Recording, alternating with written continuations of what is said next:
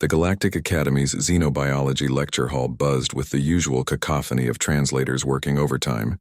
Students from 17 different species occupied the tiered seating, their varied forms creating a kaleidoscope of colors and textures that would have seemed impossible just a generation ago. At the back of the hall, Kalara sat quietly, her Earth Standard tablet balanced on her knee, trying to ignore the stares that always followed the humans wherever they went. Humans. Deathworlders. The newest addition to the galactic community, and by far the most controversial. Kalara had grown accustomed to the whispers. Earth's classification as a Class 12. Deathworld, a planet so hostile that it defied all conventional understanding of where sapient life could evolve, had made her and her fellow human students celebrities of a sort. The dangerous kind of celebrity, the kind that attracted bullies. "Hey, primate," a voice hissed from 2 rows ahead. Kalara didn't need to look up to know it was Crixnall, a Hectoran whose species had ruled this sector for 3 millennia before humanity discovered faster-than-light travel. The Hectorans were large, easily twice the mass of an average human, with thick gray skin and prominent cranial ridges that denoted social status. Crixnall's ridges marked him as minor nobility, and he never let anyone forget it.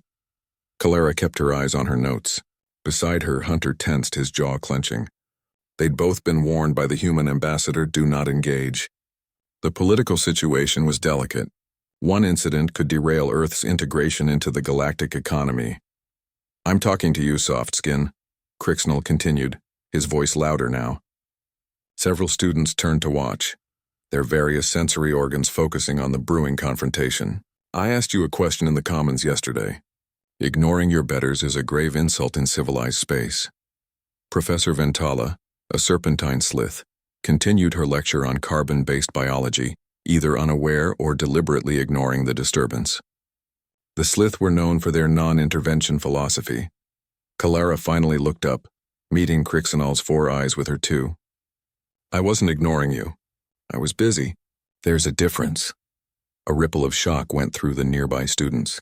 Direct contradiction was apparently not something Hectorans experienced often. Crixnall's skin flushed a deeper gray, indicating anger. He stood, his massive form casting a shadow over half the lecture hall. "Busy? A Deathworlder whelp presumes to be too busy for a Hectoran principal? Your species has been in space for less than 50 cycles. You should be grateful we even allow you in civilized institutions." Hunter's hand moved to Kalara's arm, a gentle warning. His green eyes pleaded with her, "Don't engage. Think of the mission. Think of Earth." But Kalara had been thinking of Earth for 6 months. 6 months of slurs, of casual dismissals, of being treated like her entire species was one genetic accident away from reverting to barbarism. She'd taken self-defense training before coming to the academy. Every human had. But the instructors had been very clear. Never, ever demonstrate the true capabilities of a Deathworld human. It would terrify the other species. She stood slowly, her movements careful. At 5'6", she barely came up to Crixnall's chest. "I'm going back to my dorm," she said quietly. "Please let me pass." Crixnall's lipless mouth curved into something approximating a smile. "Make me, primate." What happened next occurred in less than 10 seconds.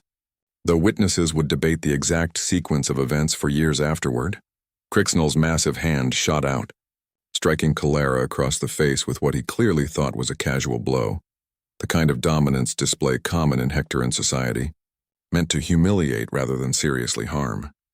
He had forgotten or never truly understood what it meant to evolve on a planet with 1.2 standard gravities, where apex predators hunted in packs, where the weather itself could kill the unprepared in minutes, where humanity's ancestors had fought their way to the top of the food chain through sheer bloody-minded persistence. Kalara's head snapped to the side from the impact. For a moment, the hall went silent. Then she turned back to face him, a thin line of blood trailing from her split lip. Her brown eyes had gone cold, flat, the look of a predator that had just been attacked. Every human instinct honed by 4 million years of survival on humanity's hellish cradle world suddenly surged to the forefront. Her hand moved in a blur.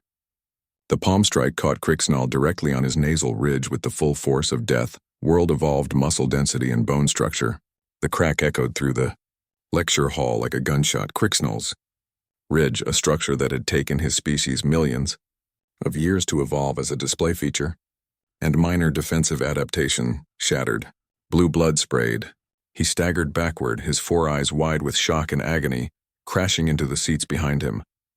Clara stood perfectly still, her chest barely rising and falling, while pandemonium erupted around her. Students scattered. Someone screamed.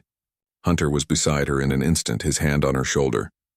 Professor Ventala finally intervened, her voice cutting through the chaos. Medical team to Lecture Hall 7. Immediately. As security personnel rushed in, keeping a noticeably wide berth around Clara, the other students stared at her with a mixture of fear and newfound respect. She'd done what the galactic community had been told humans could do but had never quite believed. She'd broken a Hectoran's pride and face with a single blow. Later, in the human dormitory, Hunter sat across from Clara as she held ice to her bruised cheek.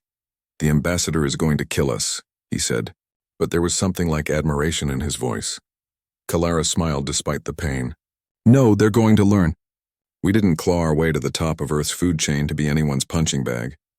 Outside, the Academy's rumor networks were already working overtime. The story would spread to every corner of galactic civilization within days. The Deathworlders were not to be trifled with. They were small, yes, fragile-looking certainly, but they were also survivors of Hell itself, and Hell had taught them how to hit back.